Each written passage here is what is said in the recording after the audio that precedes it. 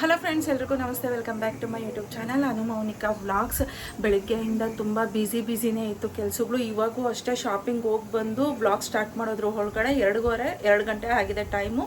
ಈಗ ಬಂದು ಅಡುಗೆ ಮಾಡ್ತಾ ಇದ್ದೀನಿ.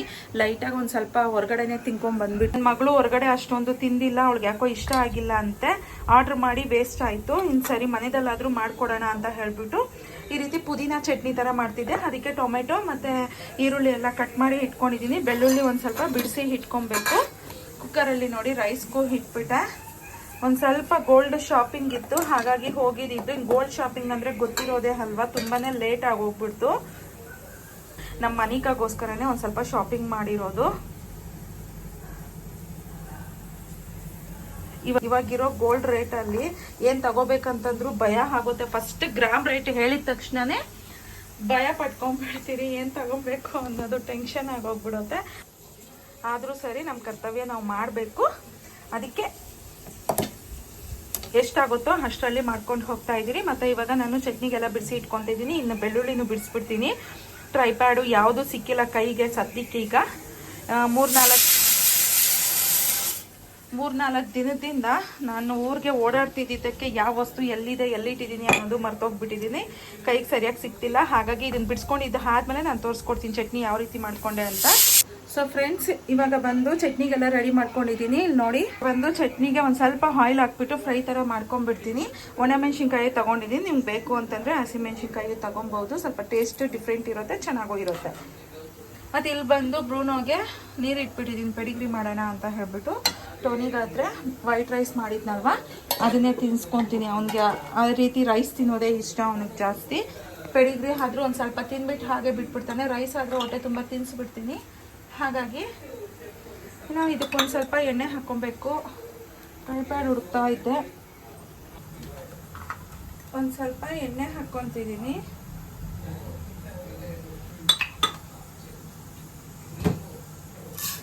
ಇದಕ್ಕೆ ಒಂಚೂರು ಕಡಲೆಬೇಳೆ, ಒಂಚೂರು ಉದ್ದಿನಬೇಳೆ, ಅಷ್ಟು ಉದ್ದಿನಬೇಳೆ ಹಾಕ್ಕೊತಿದ್ದೀನಿ. ಮತ್ತು ಒಂದು ಸ್ವಲ್ಪ ಕಡಲೆ ಬೀಜ ಬೇಕು ಅಂದರೆ ಹಾಕ್ಕೊಳ್ಳಿ, ಇಲ್ಲಾಂದರೆ ಅದು ಹಾಕಿಲ್ಲ ಅಂತಂದ್ರೂ ಪರವಾಗಿಲ್ಲ, ನಡೆಯುತ್ತೆ. ಇದನ್ನು ಲೈಟಾಗಿ ಈರುಳ್ಳಿ ಫ್ರೈ ಮಾಡಿಕೊಂಡು, ಜೀರಿಗೆ ಬೇಕಂದ್ರೂ ಹಾಕೊಬೋದು. ನಮ್ಮ ಮೈದಲ್ಲಿ ಜೀರಿಗೆ ಫ್ಲೇವರ್ ಅಷ್ಟೊಂದು ಇಷ್ಟ ಆಗಲ್ಲ, ಹಾಗಾಗಿ ಅದನ್ನ ಹಾಕಿಲ್ಲ. ನೀವು ಬೇಕಂದ್ರೆ ಅದನ್ನ ಹಾಕ್ಕೊಳ್ಳಿ. ಹಸಿಮೆಣಸಿನ್ಕಾಯಿ, ಈರುಳ್ಳಿ ಮತ್ತು ಬೆಳ್ಳುಳ್ಳಿ.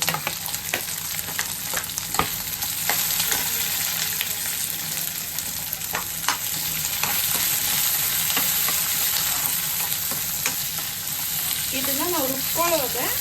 ಸೊ ಅದರಿಂದ ನೀಟಾಗಿ ಫ್ರೈ ಮಾಡ್ಕೊಳ್ಳೋದೇನು ಬೇಡ. ಲೈಟಾಗಿ ಫ್ರೈ ಮಾಡಿಕೊಂಡು ಆಗುತ್ತೆ.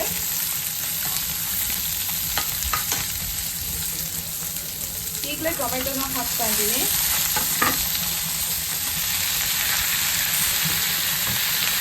ಹಾಗೆ ಪುದೀನ ಸೊಪ್ಪು,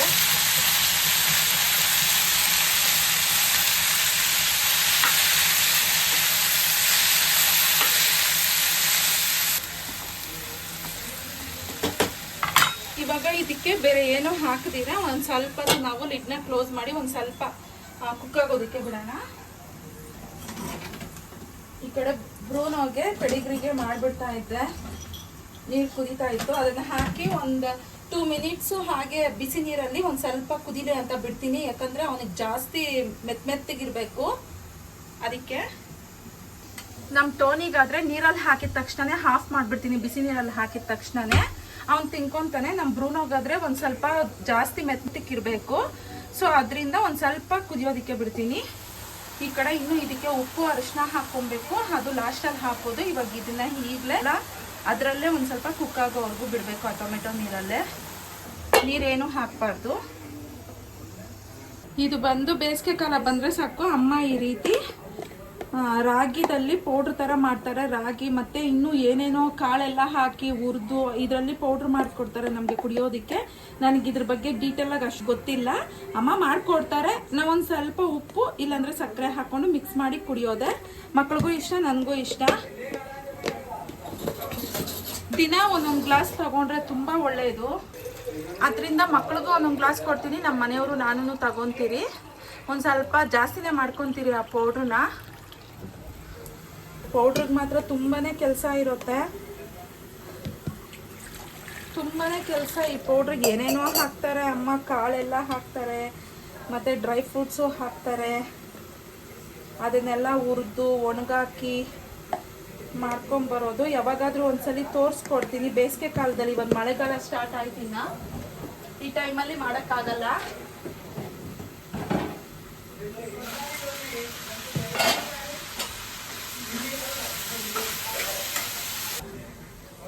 ಮಳೆಗಾಲ ಹಾಕಿರೋದ್ರಿಂದ ಏನಂದರೆ ಇದು ಮಾಡೋದು ಹೇಗೆ ಅಂತ ತೋರಿಸ್ಕೊಡೋದಕ್ಕಾಗಲ್ಲ, ಎಲ್ಲ ಒಣಗಾಕ್ಬೇಕು. ಹಾಗಾಗಿ ಯಾವಾಗಾದರೂ ಮತ್ತೆ ಬಿಸಿಲು ಚೆನ್ನಾಗಿ ಬಂದಾಗ ತೋರಿಸ್ಕೊಡ್ತೀನಿ.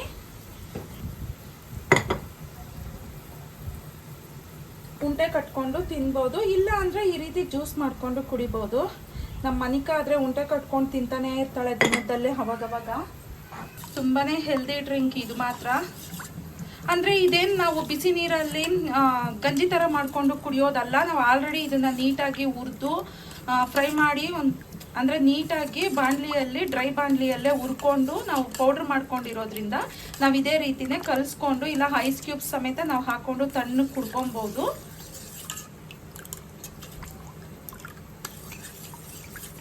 ಈಗ ಮಕ್ಕಳಿಗೆ ನಾನು ಒಂದು ಗ್ಲಾಸ್ ಕುಡಿಯೋಣ ಅಂತ ಹೇಳಿನೇ ಮಾಡ್ಕೊತಿದ್ದೆ. ಇದಕ್ಕೊಂದು ಸ್ವಲ್ಪ ಸಕ್ಕರೆ ಹಾಕ್ಕೊಂಡು ಒಂದು ಚಿಟಿಕೆ ಅಷ್ಟು ಉಪ್ಪನ್ನ ಹಾಕ್ಕೊಂಡಿದ್ದೀನಿ ಅಷ್ಟೇ. ಆ ಹಿಟ್ಟೆಲ್ಲ ಹುರಿದಿರೋದ್ರಿಂದ ಘಮ್ ಅಂತ ಬರ್ತಿರುತ್ತೆ ಫ್ಲೇವರ್ ಇದರಲ್ಲಿ. ನಾನಾದರೆ ಒಂದು ಸ್ವಲ್ಪ ಕುಡಿತಾ ಇದ್ದೀನಿ, ಮಕ್ಳಿಗೆ ಕೊಡಬೇಕು. ಸಕ್ಕತ್ತಾಗಿರುತ್ತೆ. ಮಕ್ಳಿಗೆ ಸಮೇತ ಸರಿ ಥರ ಮಾಡ್ತಿರ್ತಾರಲ್ವ ಚಿಕ್ಕ ಚಿಕ್ಕ ಮಕ್ಕಳಿಗೆ, ಆ ರೀತಿ ಇದು ಪೌಡ್ರು ಸಕ್ಕತ್ತಾಗಿರುತ್ತೆ. ಇದು ಕುಡಿಬೇಕಾದ್ರೆ ಫ್ಲೇವರು ಅಷ್ಟೇ, ಟೇಸ್ಟು ಅಷ್ಟೇ. ಇದು ನೋಡಿ ಇಷ್ಟು ಮಾತ್ರ ಫ್ರೈ ಆಗಿದೆ. ಮತ್ತು ಇದಕ್ಕೀಗ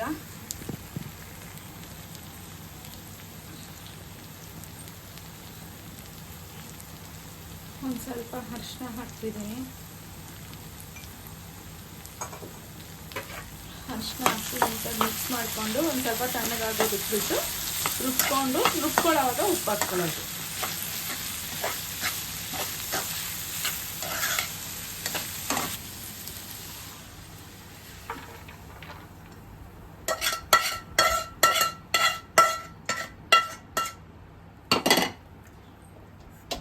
ಒಂದು ಸ್ವಲ್ಪ ತಣ್ಣಗಾಗಲಿ ಮತ್ತೆ ರುಬ್ಕೊಂಡ್ಬಿಡ್ತೀನಿ. ನೋಡಿ ಸ್ವಲ್ಪ ತಣ್ಣಗಾಗಲಿ, ಫ್ಯಾನ್ ಕೆಳಗಡೆ ಇಟ್ಬಿಟ್ಟು ಬರ್ತೀನಿ. ಇದು ನೋಡಿ ನಾನು ರುಬ್ಕೊಳ್ಳೋವಾಗ ಇದಕ್ಕೊಂದು ಸ್ವಲ್ಪ ಉಪ್ಪು ಹಾಕ್ಬಿಟ್ಟು, ಅಂದರೆ ರುಚಿಗೆ ತಕ್ಕಷ್ಟನ್ನ ಉಪ್ಪು ಹಾಕ್ಕೊಂಡೆ, ಕರೆಕ್ಟಾಗಿ ಹಾಕ್ಕೊಂಡು ಈ ರೀತಿ ಇಟ್ಕೊಂಡ್ಬಿಟ್ಟಿದ್ದೀನಿ. ಮತ್ತು ಈಗ ಇದಕ್ಕೆ ಕರ್ಬೇವಿನ ಸೊಪ್ಪು, ಸಾಸಿವೆ, ಒಂದು ಸ್ವಲ್ಪ ಜೀರಿಗೆ ಹಾಕಿ ಒಗ್ಗರಣೆ ಹಾಕಿ ಇದನ್ನ ಒಂದು ಸ್ವಲ್ಪ ಹೊತ್ತು ಎಣ್ಣೆದಲ್ಲಿ ಫ್ರೈ ಮಾಡ್ಕೊಂಡಿದ್ದೀರಿ ಅಂದರೆ ನಮ್ಮ ಹೊಟ್ಟೆ ಜಾಸ್ತಿ ಹಸಿತಾ ಇರಬೇಕಾದ್ರೆ ಬೇಗ ಆಗೋ ಸ್ಪೈಸಿ ಆಗಿರೋ ಒಂದು ಚಟ್ನಿ ರೆಡಿ ಆಗೋಗುತ್ತೆ. ಬಿಸಿ ಬಿಸಿ ರೈಸ್ಗಂತೂ ಸಖತ್ತಾಗಿರುತ್ತೆ. ನೋಡಿ ಚಟ್ನಿ ರೆಡಿ ಆಯಿತು. ಇನ್ನು ರೈಸು ಮಾಡಿಬಿಟ್ಟಿದ್ದೀನಿ, ಮಕ್ಳಿಗೆ ಹಾಕ್ಕೊಟ್ಬಿಡ್ಬೇಕು. ನನ್ನ ಮಗಳು ಸರಿಯಾಗಿ ಹೊರಗಡೆ ತಿಂದಿಲ್ಲ ಅಂತ ಹೇಳಿದ್ನಲ್ವಾ, ಅದಕ್ಕೆ ಈಗ ಹಾಕಿ ಕೊಟ್ಬಿಡ್ತೀನಿ ಅವಳಿಗೆ.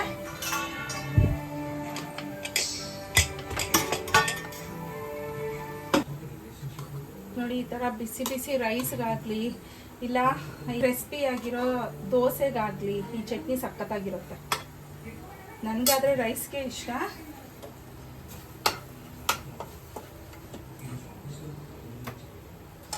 ನೋಡಿ ಇಷ್ಟು ಚಟ್ನಿಯಲ್ಲೇ ನಾವು ಅಷ್ಟನ್ನೂ ತಿನ್ಬೋದು, ಅಷ್ಟು ಚೆನ್ನಾಗಿರುತ್ತೆ. ಹೊಟ್ಟೆ ಹಸುವಾದವಾಗಂತೂ ಇದು ಒಳ್ಳೆ ಫುಡ್ ಅಂತ ಅಂದ್ಕೊಳ್ಳಿ, ಯಾಕಂದರೆ ಹೊಟ್ಟೆ ತುಂಬ ತಿನ್ಬೋದು.